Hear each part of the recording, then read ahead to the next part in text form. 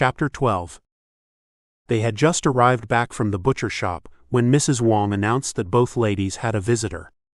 Esther told her to show the men to the sitting room and that they would be out shortly. Freshening up, the women left the private quarters and headed for the sitting area. Beside her, Mary practically bounced right out of her shoes.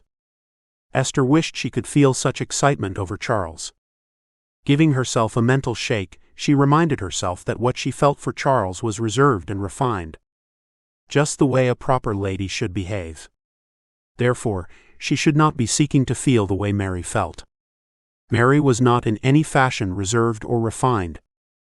"Charles, it is so good to see you today," Esther said as she made her way across the room.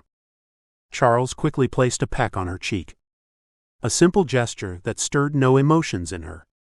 Again she reminded herself that they had an affection for each other, and in time love would come.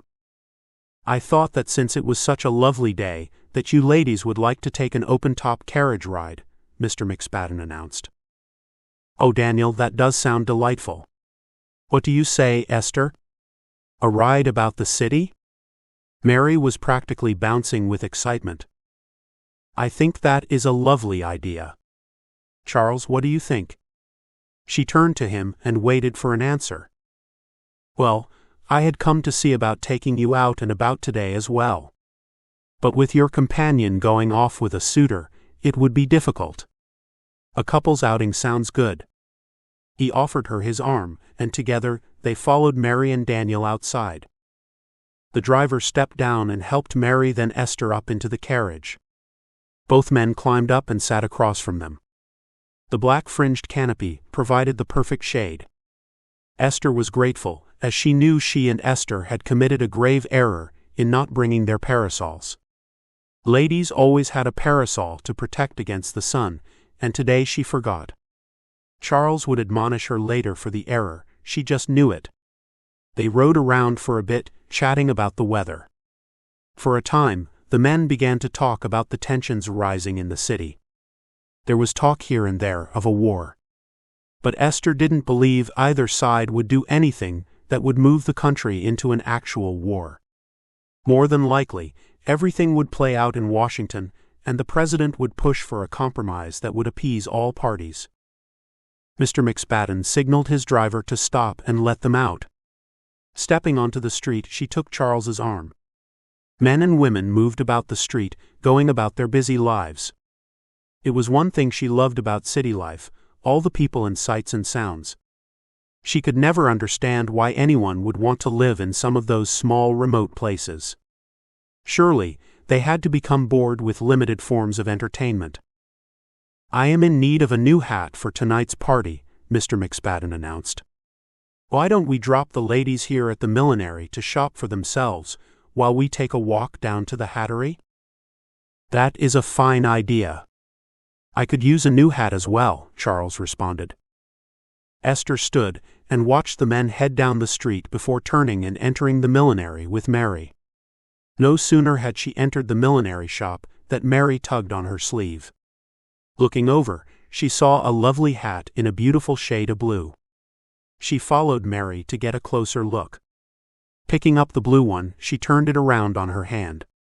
It was exquisitely decorated, and the craftsmanship was far better than her favorite green hat. Carrying it up to the counter, she asked the clerk to package it up for her. She joined Mary again, and they began to look at other hats. They were having such a fun time trying on different hats, and checking their reflections in the mirror hung on the wall. One lovely purple hat caught her attention. Then her eyes saw it, the horrible grotesque thing was on the hat. "What is it, Esther?" Mary asked. "The bird. That poor bird," she said. Charles and Mr. McSpadden joined them just at that moment. She pointed at the hat again and shook her head. "My dear, calm yourself. It is very fashionable amongst society's ladies." "It is all the rage from what I have heard," Charles said. "I don't care what fashion says. I will not be wearing anything adorned with dead birds," she said. Turning, she walked back up to the counter. Tiny helpless birds, all killed for the sole purpose of decorating a lady's hat. How could anyone find that fashionable? She didn't think she was unreasonable in her horror of such a practice. She saw a woman the other day who went so far as to be wearing a hat that incorporated twigs and leaves surrounding the body of the bird. Feathers, she understood. Simple feathers made the hats look exquisite and bespoke of one's status. Dead birds, though, while very fashionable amongst society ladies, was something she would not be jumping to acquire in her wardrobe. She was still at the counter mentally berating the fashion when Mary brought up a lovely green hat she had chosen for herself. The rest of the outing steered clear of any talks of dead birds and strange fashions, for which Esther was grateful. John stood just to the side of the ballroom, watching the front door. He was hoping to see when Esther arrived at the party. Most of the guests had already arrived, and the band had begun to play over a half-hour ago. Yet she had not arrived. He didn't know her well enough to know if her lateness was on purpose so she could gain attention, or if something had happened to delay her. He hoped she arrived soon, otherwise his coming to the party was for nothing. His invite tonight had come easy enough. The host of the party was an old client. A couple of years ago, Mr. Wright had hired him and a couple of other Pinkerton detectives to find his kidnapped granddaughter. The recovery of the granddaughter had gone well, and Mr. Wright was forever grateful. So much so that he was almost eager to have John here under the guise of a guest. Movement caught his attention, and he watched as Charles escorted Esther inside. Her purple ball gown fit her perfectly. He stared at her as she removed her hat and handed it to the butler standing just inside the front door. With their hats handed off, she took Charles's arm as he escorted her to the ballroom. Entering, they gave no indication that they noticed him standing there watching them. Good, he thought, I will surprise them both later. Moving from where he had stood watching for Esther, he began his circle of the room. He stopped here and there, and spoke with different groups that had formed within the ballroom. A few times he was introduced to some lovely young ladies, who in return would hide their blushes behind their fans. He was flattered, but not interested, and always managed to excuse himself from the group before being cornered into dancing with one of them. Across the room, he saw Esther sitting next to her soon-to-be mother-in-law. Mrs. Chesterfield was as prim and proper as they came. So much so, he wondered if the woman had ever smiled a day in her life, or even allowed herself the luxury of laughing. He doubted it. From what he learned of her, she was always so worried about what others thought of her. Nothing would make her the target of gossip or ruin her spotless reputation. He gave a proper excuse to the small group he was speaking with and made his way over to Esther. It was time to see just how much I could rile both women up, he thought with a mischievous smile. He saw her eyes go wide, then she straightened her spine and looked away. The movement caused her soft curls to bounce against the back of her neck and shoulders. So she noticed his presence, and by her reaction she was none too happy that he was there tonight. She would really not be happy if she knew that he wanted to pull the pins from her hair and run his fingers through those curls. "Evening, ladies," he greeted as he walked up to them. He watched as Mrs. Chesterfield eyed him, and Esther gave just a slight nod of her head in acknowledgement. "Esther, I was wondering if you would care to join me at dance." "Esther, do you know this young man?" Mrs. Chesterfield asked, turning her head back and forth from John to Esther. "He came to the school a few weeks back inquiring about his niece attending," Esther said as she wrung her hands in her lap. "Stop fidgeting," Mrs. Chesterfield scolded. "Young man, it is not proper to address a lady so familiarly, nor approach when not properly introduced." "I apologize, ma'am. Miss Woods, would you care to dance?" He held out his hand to her, and waited as she sat quietly staring at his hand. "Miss Woods is engaged to be married. Dancing with you would ruin her reputation." "What is this about reputation?" an older gentleman asked as he joined them. This young man was asking Esther to dance. "I was explaining to him that in polite society it was very inappropriate for an engaged lady to do such a thing. In our day, Robert, a gentleman would never behave in such a scandalous way." She gave a disdainful sniff of her nose as she jutted her chin up. "Robert Daly," he said as he reached out to shake John's hand. "John O'Brien," John offered as he took the other man's hand. The older man's handshake was firm, which he admired. He always figured a strong man would have a strong handshake. He found that most squirrely men, the ones who he would watch closely, had soft handshakes. He had no use for squirrely men. "Ms. Woods, do you have an open slot on your dance card?" Mr. Daly asked, ignoring the look Mrs. Chesterfield was giving him. "I do not have a dance card, sir." Since her and Charles had announced their engagement, his mother made sure she no longer danced at any parties. Instead, she always sat and watched the ladies glide across the floor in time with the music. "All the ladies have a dance card." "Not to worry, though. I will secure you one when servant comes back around," Mr. Daly said, as he offered her a sly wink. "How did you get an invitation?" Charles asked as he walked up. Well, this just got more interesting, John thought. He watched as Esther visibly cringed. Smiling an openly friendly smile, he turned to Charles. It wasn't hard, really. After all, Mr. McSpadden, with all his uncouth behavior, even landed an invitation. Mr. McSpadden is a man of money. Money is, of course, what opens doors. The Irish, like you, have no place here. After all, do you see Mary anywhere around? Even he knows not to bring her into polite society, Charles sneered. Please excuse me, everyone. I really must steal John away for a moment. I promise to return him shortly, Mr. Wright said as he came around Charles. You know this man personally? Charles asked. Oh yes. John here is someone I consider to be a very close friend. Now if you will please excuse us. Mr. Wright turned and stepped away. When John came up next to him, they fell into step together.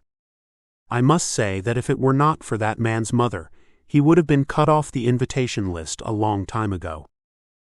He is very obnoxious, John stated. That is a polite way to put it, Mr. Wright said. They both laughed as they entered his office. I know just where to sit you tonight for dinner. Chapter 13. Esther sat there in stunned silence. First, Mr. O'Brien approaches them and acts way too familiar with her. Right here at the party, in front of so many of Boston's society. In just a few short moments, he could have ruined her reputation beyond repair. Why did that man insist on constantly trying to interact with her?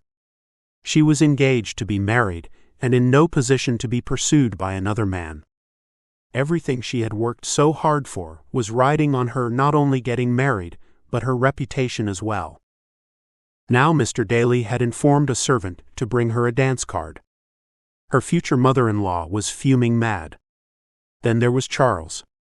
His constant insults toward Mr. O'Brien and now Mary really set her nerves on edge. Lately, he has been showing a side of himself that in normal circumstances would have her ending the engagement. Tonight was just another show of his controlling behavior. They were late to the party because of him. She was dressed and ready when he insisted she wear the hat he had bought her. He knew how she felt about wearing anything with dead birds on it. Yet, he had went back to the millinery and bought the exact hat she had shown her disdain for earlier. She had insisted that she was dressed and ready. He, in turn, had insisted that she change and wear the hat. In the end, she gave in and changed into a purple dress to match the hideous purple hat.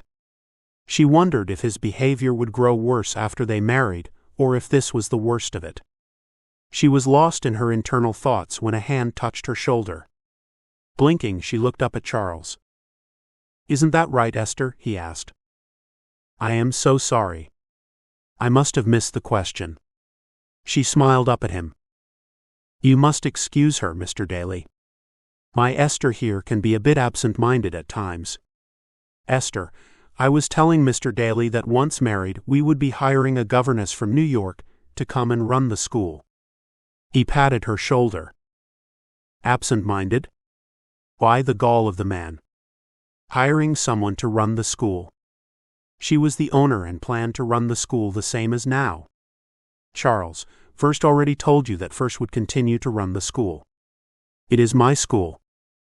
Dear, we discussed this. While you are really good at teaching young girls how to be proper ladies and their place in society, you really lack the business sense necessary to run it efficiently. She has such a big heart, Mr. Daly, that she wants to take in all these strays. Yes, I can see that. My dearly departed Missy was just like her. Always wanting to help those unfortunately souls.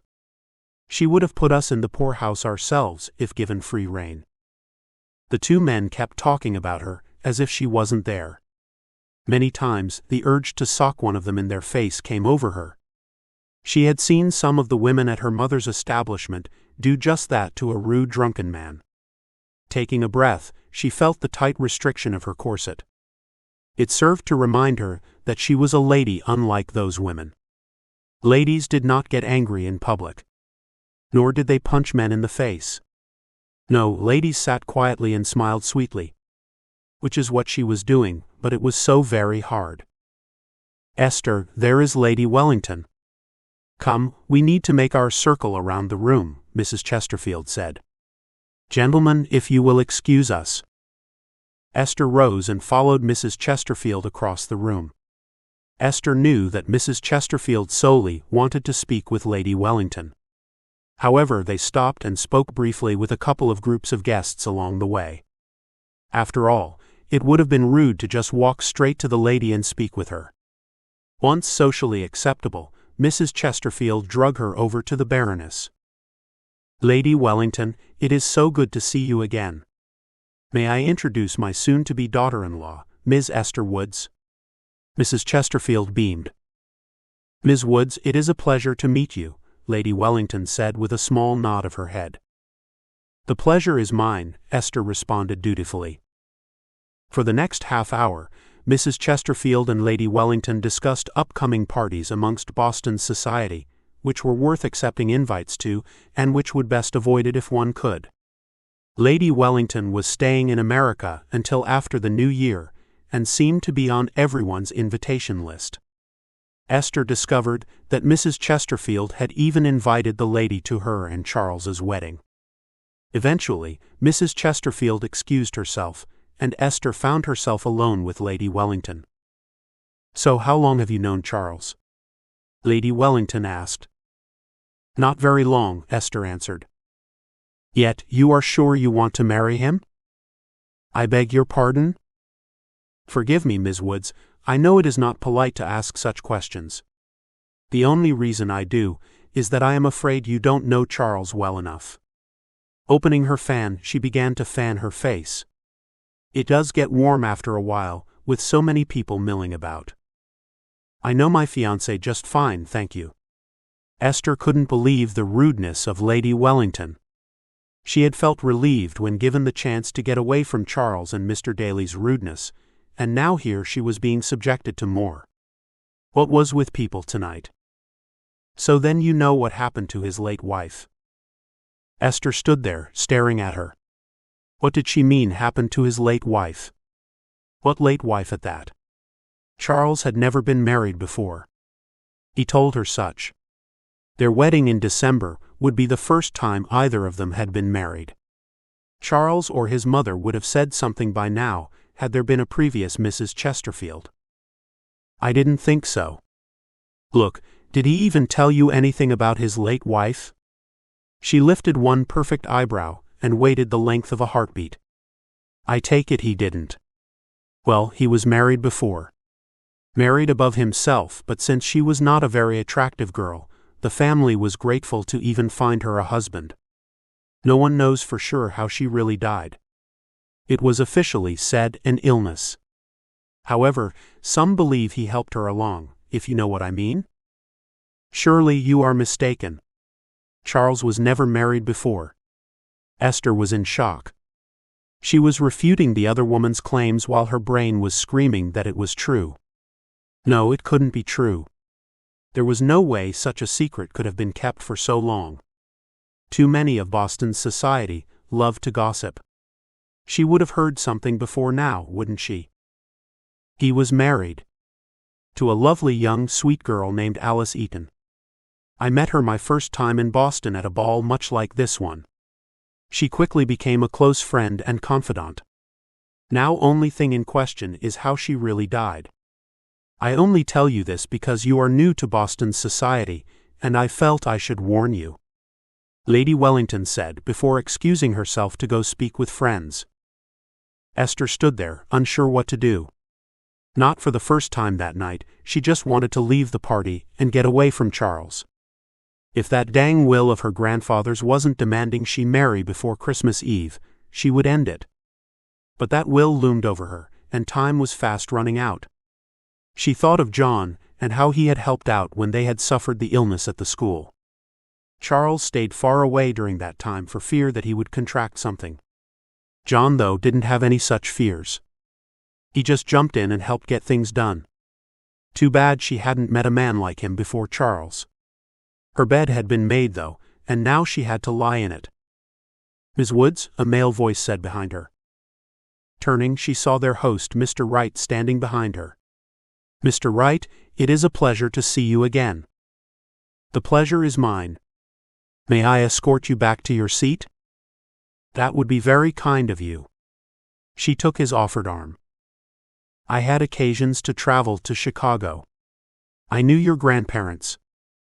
Fear shot through her. Her heart pounded. Her lungs strained for air. This couldn't be happening to her. Not now. Not when she was so close to having the life her mother had wanted for her. She looked up at him, her eyes wide and pleading. "Miss Woods, relax. I promise you that your secret is safe with me." He patted the hand that rested on his arm.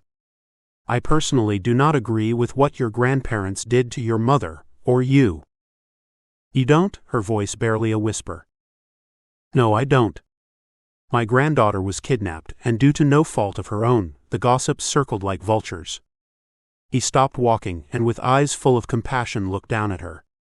"You are a lady, and as far as I am concerned, you belong here." "Thank you, Mr. Wright." Her heart slowed down, and she found she could breathe again. Tears threatened to fall. Never had she had anyone in polite society know her secrets and simply accept her. He was a rare gem, this elderly man. "Would you care to honor me with a dance?" he asked. "I am not sure if I have a dance card. Charles and his mother find it improper. However, Mr. Daly said something about securing one for me. Charles and his mother find the air itself improper. Never mind all that, though. I will escort you back to your seat and place my name on your card." When they reached her seat, he held out his hand for the dance card. She handed it over with trembling fingers. He quickly added his name to her card for the next dance number. Handing it back to her, he looked at Charles and Mrs. Chesterfield. Giving her a sly wink, he turned and walked off. John realized the devious nature of their host when he entered the dining room and saw that he had been seated across from Esther. Charles was to her right and his mother to her left. The poor woman had been placed between two horrible dinner guests. Despite the engagement, he ventured to guess she would prefer to be seated with other partygoers tonight. "Esther, remember, it is an insult to our host to take more than your allotted portions when dinner is served," Mrs. Chesterfield instructed as she placed her napkin upon her lap. "Yes, ma'am," Esther murmured while situating her napkin. "Miss Woods does run a school for proper young ladies."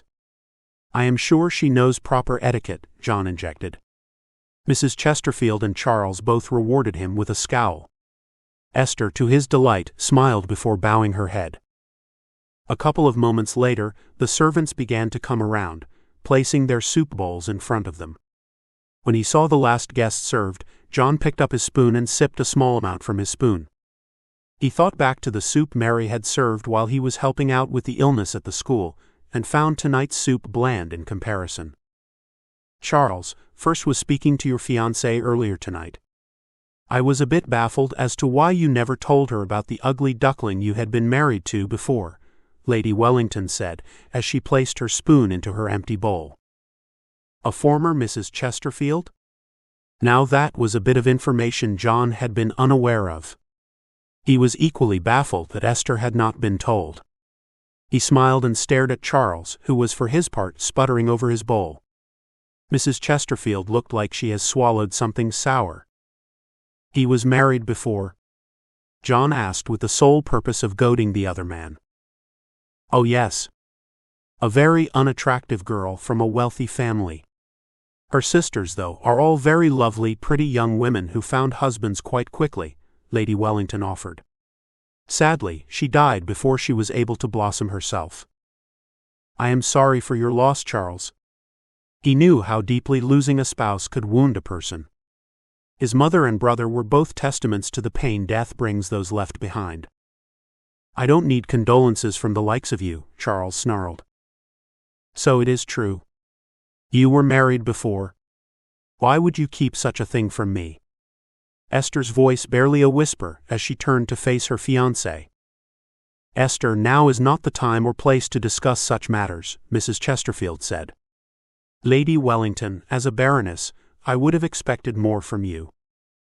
It is because I am a baroness that I can say what I wish, and still everyone will clamor to have me at their parties. It is a bit freeing, if you ask me."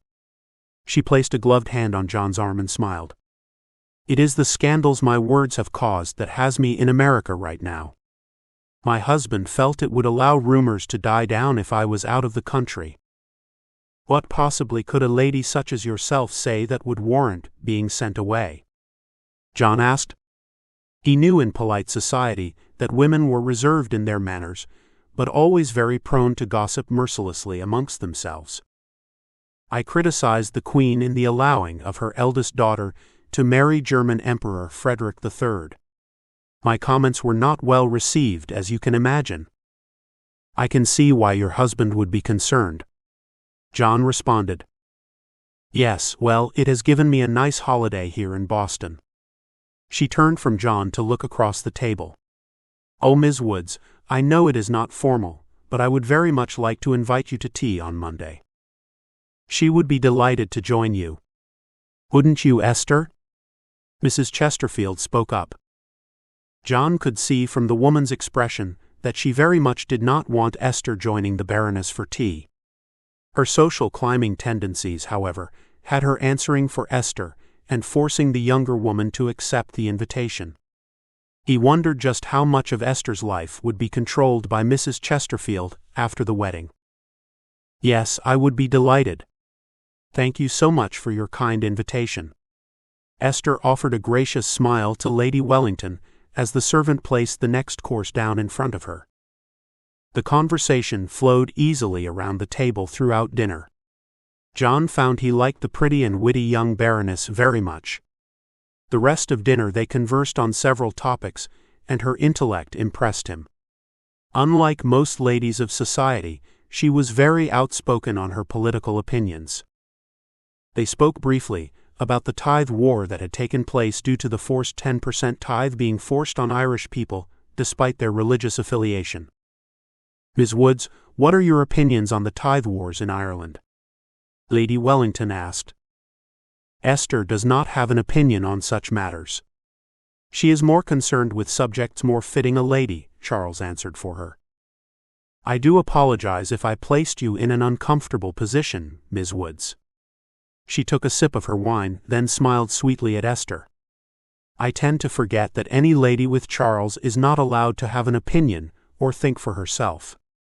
It is only what he or his mother says and nothing more." Esther blushed and lowered her gaze.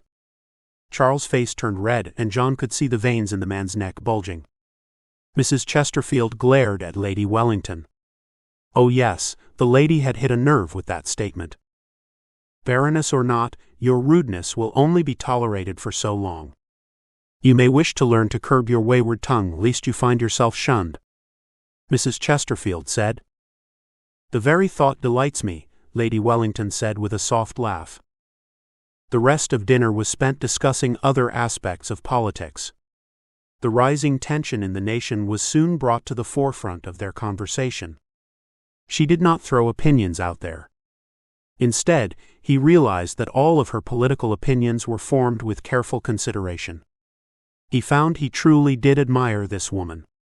Along with her intellectual conversations, her occasional barbs to Charles amused him. Oh yes, his host had picked the perfect place to seat him for dinner. Chapter 14. John found that he had really enjoyed the party after Mr. Wright had walked up and interrupted Charles's insulting comments. The look on Charles's face when Mr. Wright announced that he and John were friends was priceless, like a kid caught snatching a cookie from the kitchen. Dinner had proved to be the highlight of the night, with Lady Wellington seated next to him. She didn't hold the same sentiments that Charles did. Though Charles's behavior, was nothing new to him. The anti-Catholic sentiment in America was strong. Just 5 short years ago, Levi Boone had been elected mayor of Chicago. Life changed yet again for Catholics such as himself. He watched as non-native-born citizens were barred from holding public jobs. However, in Spokane, that also applied to native-born Catholics as well. Catholic children were forced to read from the King James Bible in an attempt to reform them. He had heard his grandfather speak of terrible times in Ireland between Protestants and Catholics. To John, it was no different here, as so many distrusted his kind. Pulling himself from his thoughts, he finished dressing. It was Monday, and his client had arrived in a few days ago. After discovering John was still in Boston, he demanded a meeting. John would be meeting soon with his client in the hotel dining room. As he adjusted his tie, a pang of guilt hit him. He knew his client was not telling the whole truth. If Esther had the shares, he knew in his heart she didn't steal them. It was too late though, as Mr. Warner was in Boston and Esther was still here. He should have warned her. Let her know what he had done, but he had held off. Something in him still battled with whether she was innocent or not. It was that battle that hadn't ended until this morning. In the dining room, he took a seat across from Mr. Warner. A slight nod was his only greeting. For a brief moment, he wanted to tell the man just what he thought of him. His mother, had raised him better than that.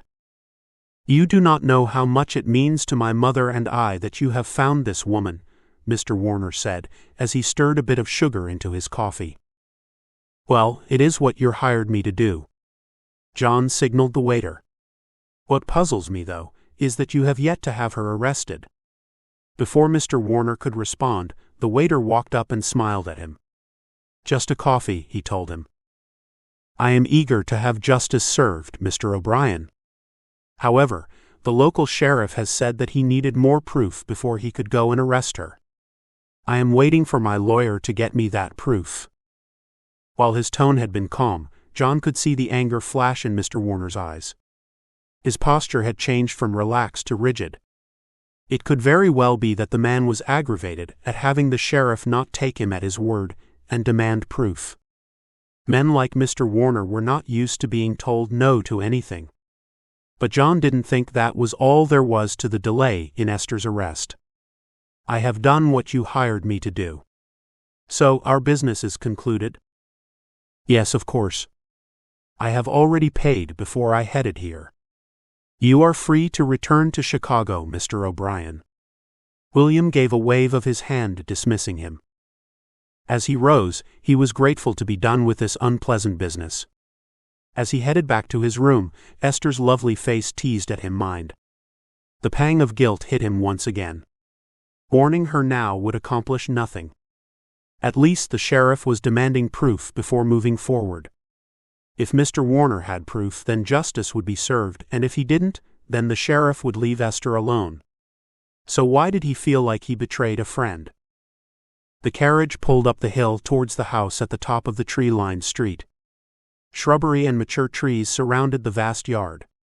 Esther sat up a little straighter, her eyes growing wide at the sheer nature of the house.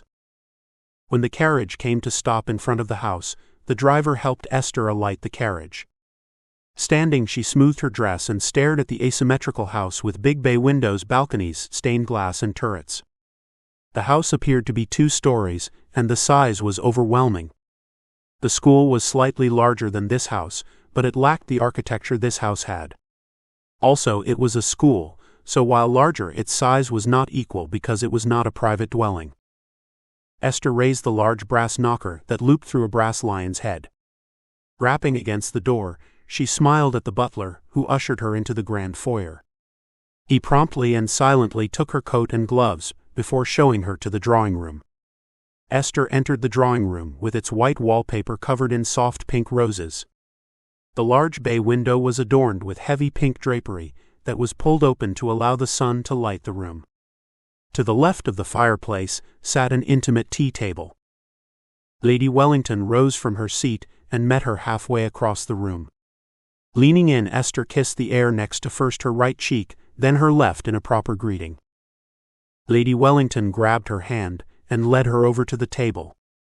"Miss Woods, you remember Mrs. Crandall and Mrs. Thompson?" She had met Mrs. Crandall at the Buckington ball that Charles had escorted her to a couple months back. While she was sure Mrs. Thompson had been in attendance, she had not been formally introduced until the night of the governor's ball, a week later. Charles and his mother had ran interference during both parties and limiting her actual interaction with both women. "Yes. It is a pleasure to see both of you again." Esther took the seat offered to her. "Please, though, call me Esther." She hoped the kind offer of familiarity would win her some favors with the ladies. After all, she was unsure what their thoughts of her were. "It is a pleasure to see you too, Esther." "Please call me Linda. We are all sure to be good friends after all," Mrs. Crandall responded. "Yes, good friends, I am sure." "With that, I would be most honored if you called me Abigail," Mrs. Thompson said. They had just invited to call them by their given names. Something reserved for family and close friends. Their good opinion of her would surely change if they knew the truth about her. She wanted so much to draw close to these ladies, to be a true friend to them. Friendships, however, meant questions and confidences she dare not invite. She would, however, play the part today. The same as she did any time she was invited to a ball or afternoon tea. Lady Wellington took the small, delicate china cup from the saucer and dispensed hot tea from the ornate tea dispenser sitting on the table. Carefully, she placed it back on the saucer in front of Esther. On a small matching china plate sat a small triangle of sweet toast covered in a brown substance Esther hoped was a type of jam. Lifting the tiny cup, she took a tentative sip. The strong woodsy taste played on her taste buds as a slight hint of orange began to take over. It was an unusual taste. Nothing unpleasant, but not like any tea she had tasted before. "Esther, please tell me more about your school," Lady Wellington said after a few moments. "I am not sure what you would like to know. I help to educate girls and ensure they leave as intelligent, proper ladies." She sat her teacup back on the saucer. Oddly, she wished at this moment that Mrs. Chesterfield was here to run interference. She was unsure what to say about the school that would be considered acceptable. "I heard talk that Charles is not too happy with your school," Lady Wellington continued. "Charles feels that the type of girls accepted to the school are not the right type of girls. That I am wasting time on them. I think what you do is wonderful. I mean, you take in those lesser and help them." "Very charitable," Mrs. Thompson said. "Thank you. I try and offer an education to girls who are in most need, who without the school would not know how to properly behave as a lady." There she did it. She spoke openly and honestly, and so far these ladies seemed to think more highly of her. Maybe talking about the school and the girls she was educating didn't have a right or wrong response. "I agree, it is wonderful what you are doing. Charity is after all very important for a lady," Lady Wellington said. "I fear, though, that charity will end once Charles and First are wed. He is insistent that I only allow the girls from proper Boston society into the school. I can see the man's point on such a matter. I for one would not want any daughter of mine living and studying next to a charity case," Mrs. Crandall said. "However, I do not mean to speak out of turn, but might I offer a suggestion?" Esther nodded, and was eager to hear whatever suggestion Mrs. Crandall had to offer up. Butterflies began to take flight in her stomach in contrast to her eagerness. What if the other woman felt the same way that Charles did? How could she handle having his feelings also expressed by another member of polite society?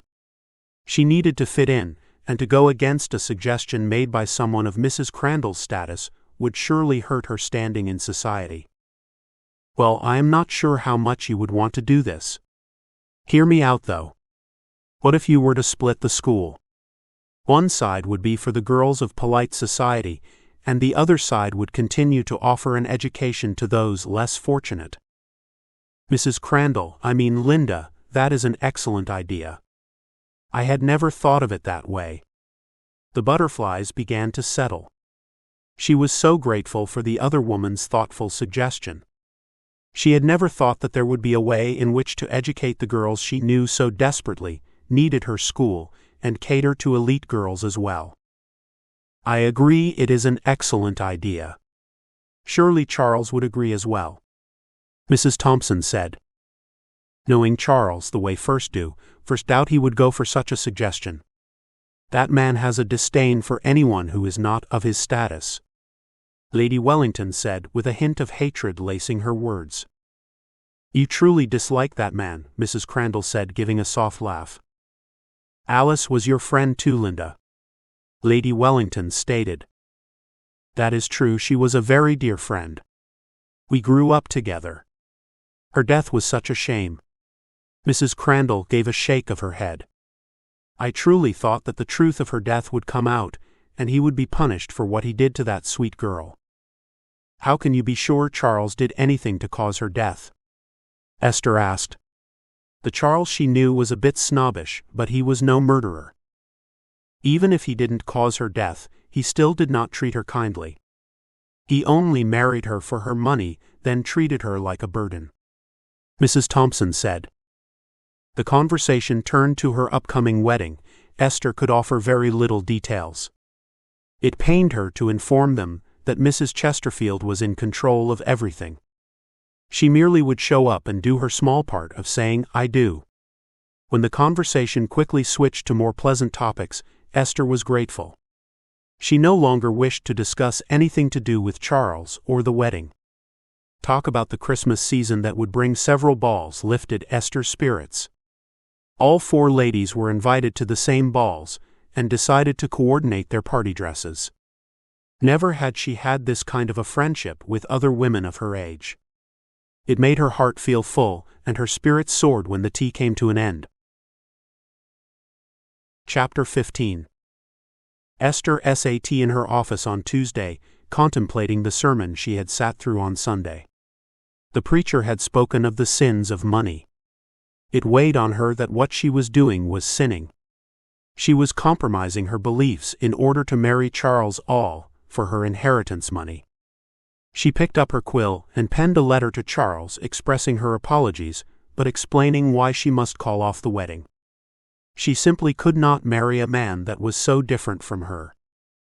With a guttural growl, she wadded the letter up and tossed it into the waste bin next to her desk. She thought back to the conversation at Lady Wellington's the day before. The 3 women there were of the mindset that Charles had possibly killed his first wife. Even if innocent, they detested him for the way he treated his first wife. Grabbing another sheet of paper, she held her quill above it, ready to pen a new letter. Shoving the quill back into the inkwell, she folded her hands on top of her desk. What was she thinking? She could not call off the wedding through a letter, like a coward. She owed him the decency of telling him in person. They were scheduled to have dinner Saturday night. She would wait and discuss the ending of the engagement with him during that time. Waiting would give her time to prepare herself and choose the right words. They were 2 different people, it was best to end it now. She just wanted to do it in a way that would not hurt him. Despite his snobbish behavior and current rumors, he wasn't a bad man and he deserved not to be hurt. A knock on the door drew her from her musings. Come in. Sophia Cummings entered the room. Unlike her uncle, Daniel McSpadden, Sophia was quiet and well-mannered. Esther had taken an instant liking to the girl when she first met her. She was nearing her 18th birthday, and Esther knew that the girl's uncle was actively searching for a suitable husband. Ms. Woods, may I speak with you privately? Sophia clutched her hands together at her waist. Of course you may. Please, Ms. Sophia, have a seat. The young woman moved slowly and gracefully across the room. Esther was impressed at how far the girl had come in such a short time. What may I do for you? She asked after the girl had taken her seat. I wish to speak with you about my education. You see, I wish to. Stammering for a moment, Sophia finally clamped her mouth shut. Straightening her spine, she lifted her eyes up to meet Esther's. I don't want to get married, she blurted out. Esther regarded her for a moment as the blush crept up Sophia's face. Relax. Now tell me, why don't you want to marry? Your uncle is looking hard to find a suitable match for you. I wish to continue my education. I want to attend the new program for women, to become a physician. I truly believe the education would allow me to better serve women during childbirth. Her face lit up as she spoke, and she grew more confident with each word. Please, would you help me with speaking to my uncle? Miss Sophia, I cannot promise anything. I will, however, speak with him during dinner this evening. He is coming here? Yes, he will be dining with Mary and I. Oh, of course. Sophia dropped her head. Her disappointment etched over her lovely face. When Sophia left, Esther sat stunned. She had no idea that the young woman was interested in pursuing a degree in medicine. It was almost unheard of for a woman to do such a thing. She knew, though, that recently there had been a bit of a push for women to earn degrees related to helping aid in childbirth. It was felt that women midwives were better suited for a woman's comfort over that of a male doctor. If life hadn't forced this path for her, she herself would not be in any rush to marry either. Standing, she headed out of her office to prepare for their dinner guest tonight. It always took more mental preparation than anything else when dining with Mr. McSpadden. The man just rubbed her the wrong way. Mary loved him, though, and for her sake Esther knew she must be the proper hostess. Mary was more than just her female companion and chaperone, she was Esther's only friend. She would do anything for Mary. An hour later, she sat and forked a small bite of salad into her mouth. She was waiting until the conversation between Mr. McSpadden and Mary lulled so she could speak to him about Sophia. His eagerness to see the girl married off, she feared, would outweigh the girl's dream. It didn't take long before the two ran out of things to speak about. In the silence, Esther took a deep breath and sat her fork down. Mr. McSpadden, I had a conversation with Sophia earlier today. She asked that I speak with you about the matter. Is she all right? He asked around the food in his mouth. Yes, she is fine. It is just that she wanted to discuss the idea of marrying so soon. She wants to attend the medical school for women. Medical school? Yes, Mr. McSpadden.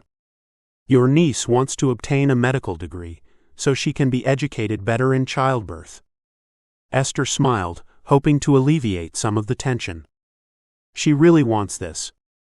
She expressed no interest in marriage. So this is what she truly wants? All right, I will see what I can do tomorrow to help her. I will let her know. She will be so pleased to hear that. She hadn't expected him to be so agreeable. In fact, she had been prepared for him to argue and insist that the young girl marry a man of his choosing. Maybe the redeeming quality of this stubborn, obnoxious man was his love for his niece and her happiness. The rest of dinner was a silent affair. After dinner, they retired to the sitting room, and Esther sat with her needlepoint while the couple visited. From her seat, she provided the proper presence while still allowing them some private conversation. If she paid attention, she could hear what they were saying. However, she would much rather finish her needlework than hear any more of what Mr. McSpadden had to say. Hearing his loud belching a few minutes ago was distressing enough. Chapter 16. Esther stood at the head of the table, facing the young ladies seated before her. She was pleased with how far each of them had come since arriving at the school. Today each of them would do a run-through of a full, multiple-course dinner party. The object was to ensure they could manage each part without any prompting from her. Each girl had a card that marked appropriate dinner conversations for proper ladies. Her kitchen maid entered carrying a tray holding the main entree portion of the meal. So far, none of the girls had committed a faux pas. This was their chance to shine before going out into polite society. Any mistakes could be remedied privately. On one hand, she beamed with pride at their achievements. On the other hand, nervousness set in when she thought about them performing outside the safety of the school. Out in the world, one mistake at a dinner party could prove costly. "Ms. Woods, you are needed in your office," Mrs. Wong announced from the door. "Ladies, continue practicing your proper dinner etiquette and polite conversations until I return," she said before following Mrs. Wong out into the hallway. Mary was nowhere in sight, and her heart kicked up a notch. Was William Warner back with more threats? Or did he come this time with the sheriff? She knew that it would be her word against his, and with her lowly birth, no one would believe her. Outside her office door, she wiped her palms against her skirt and entered. William Warner was not in her office. Instead, Mr. McSpadden and another distinguished-looking gentleman stood in front of her desk. This must be someone from the college. Relief flooded her, and she smiled at both men as they stood when she entered. "Please, gentlemen, sit," she said as she took her seat at her desk. "Ms. Woods, this is Dr. Auden. He is here to assess Sophia," Mr. McSpadden said. "Oh, that is wonderful. I am sure she will be very pleased that you have obtained an interview for the school so quickly." She grabbed Sophia's file from where she had sat it the night before. "Here is her school file. I am sure it will help you assess her during the interview." "Interview? For school?" Dr. Auden looked from Mr. McSpadden to Esther. "Yes, you are here about her desire to attend medical school, correct?" Esther sensed something was not right about this meeting. "Ms. Woods, Dr. Auden is from the asylum. He has agreed to assess my niece to determine if she is, how do we say, mentally stable." "Mentally stable?" "Mr. McSpadden, what would have given you the indication that she was not stable?" Esther couldn't believe what she was hearing. She had sensed something was off just a bit ago, but never would she have thought Mr. McSpadden would assume Sophia was unstable. There had to be a mistake somewhere. Sophia was a very level-headed young woman, and completely stable. Her desire to attend medical school, and her lack of interest in marriage. "Ms. Woods, surely you realize that such feelings are not natural," Dr. Auden said. "Now if you would please show me where I may speak privately with the young woman, I can get started assessing her mental state." "This is preposterous. You said you would help her." Esther turned toward Mr. McSpadden. The sight of the man at this point just burned her biscuits. "I am helping her. Either she is not stable, or you have corrupted her." Mr. McSpadden stood. "Which is it, Ms. Woods?" "Corrupted her? All it would take would be one person saying that a young lady was corrupted at her school to ruin everything." Standing, she nodded and motioned for the doctor to follow her. Surely, it wouldn't hurt to allow him to assess Sophia. When he was done, he would see what Esther already knew. Sophia was perfectly sane and stable, just a bit modern and idealistic. Nothing that would warrant her needing to receive care in an asylum. "Dr. Auden, you may use this room here. I will have Sophia sent in, and promise you will have the privacy you require." "Thank you, Ms. Woods." Within minutes, Sophia had entered the room, and Esther retreated to her private quarters where she began to pace. How long did one of these assessments take? How did one even conduct such a thing? She was curious about it all, but one thing that she was not curious about was her anger at Mr. McSpadden. He was a cruel man and a leech. A blood-sucking leech who was sucking the life out of Sophia. The young lady had a dream and a big heart that wanted to help other women. That didn't make her crazy or touched in the head. Shaking her head, she stopped pacing and headed back to her office. She planned to confront that blasted man and give him a piece of her mind. Daniel, how can you even suggest that Esther did something to corrupt you, niece? She heard Mary's voice from inside her office. Mary, now don't get upset. I am merely saying that Sophia never said a word about not wanting to marry. Or about going to college. Just because she never said anything to you, doesn't mean she hasn't felt this way for a long time. I know this, my dear. That is why the doctor is here, to assess her and determine why she is now saying these things. Esther stood and eavesdropped on the two of them. She was still eavesdropping when she heard a door open. Turning, she saw Dr. Auden come out of the room up the hall. Was he done already? That went quicker than she thought it would. Heading toward him, she thought that with the quickness in which he conducted the assessment, he saw that Sophia was perfectly sane. He nodded at her and continued on his way past her and into her office. Picking up her pace, she entered right behind him.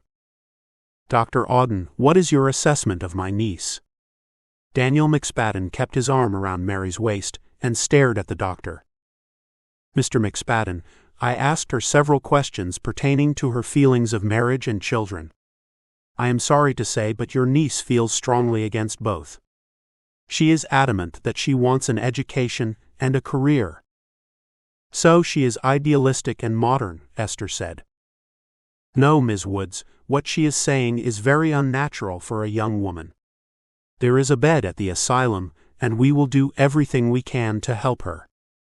We can take her by carriage immediately. Asylum? No, Daniel, you can't do this to her, Mary cried. It is for the best.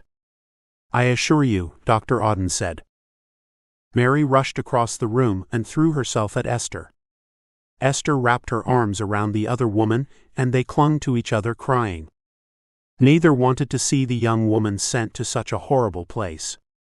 Yet neither of them could stop it now that Mr. McSpadden had enlisted the help of Dr. Auden. They were still standing in the office, crying, when they heard Sophia's sweet voice beg her uncle to not send her away. Pleading and begging, her voice was frantic. Esther let go of Mary and moved to the door. She saw Sophia struggle against the firm grip the doctor had on her arm. Quietly, she shut the door.